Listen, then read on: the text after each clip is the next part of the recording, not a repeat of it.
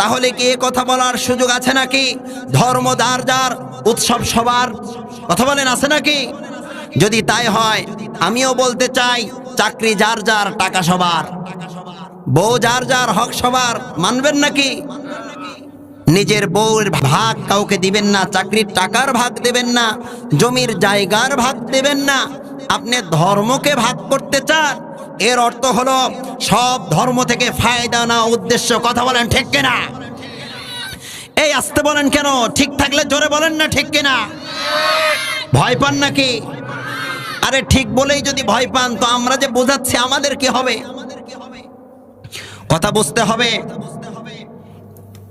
কোরআন থেকে কথা হবে। এই কথা বলার জন্যই শুধু এই তাফসিরুল কোরআন মাহফিল নয়, কিন্তু সত্য কথা বোঝাবার জন্য উদাহরণ দিতে হয় কি হয় না? এই যে বর্তমান নির্বাচন সামনে, 7 তারিখ বা 8 তারিখে নির্বাচন, 7 তারিখ না, নির্বাচন সামনে। এখন দেখা যায় এই যে নাম, হিন্দু মানুষের নাম বললে তোর সমস্যা নেই, ফেরদৌস চলচ্চিত্রের নায়ক, আরে নায়ক হিন্দু, সেও টুপি মাথায় দিয়ে আলেম ভেষ পোশাক নিয়ে মসজিদে গিয়ে মানুষের সাথে সদ আচরণ করা শুরু করে দিয়েছে। আরে মনে রাখতে হবে, এদেশে যদি আলেমের পকেট ভারী হয়ে যায়, আলেম যদি টাকাওয়ালা হয়ে যায়, আপনাদের মাথা ব্যথা থাকা উচিত না। কেন জানেন? আমি বুঝায় দেই।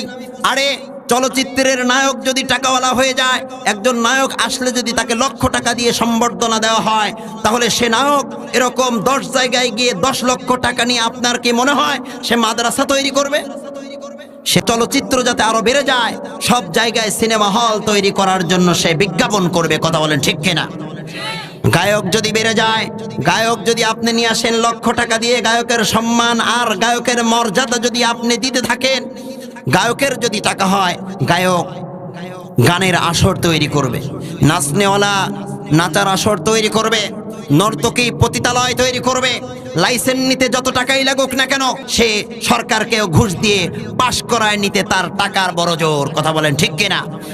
মনে রাখতে হবে, আলেমদের পকেট ভারী হলে, আলেমদের ঘরে ছাদ হলে আপনাদের মাথা ব্যথা থাকবে না, আপনারা আরো পক্ষপাতিত্ব করবেন। আরে বেশির থেকে বেশি হয়তো আলেম 2 বেলায় একটু দামি 2-1 ওয়াক্ত মাছই খাবে, এতে আপনার কেন এত মাথা ব্যথা? আপনার কি এ কথা ভুলে গেছেন? একজন আলেমের যদি টাকা হয়, সে কখনো চলচ্চিত্রের সিনেমা হল তৈরি করবে না। কথা বলেন ঠিক কিনা? সুতরাং বক্তা কে কত টাকা নিল এইগুলা নিয়ে তো মারামারি কেন?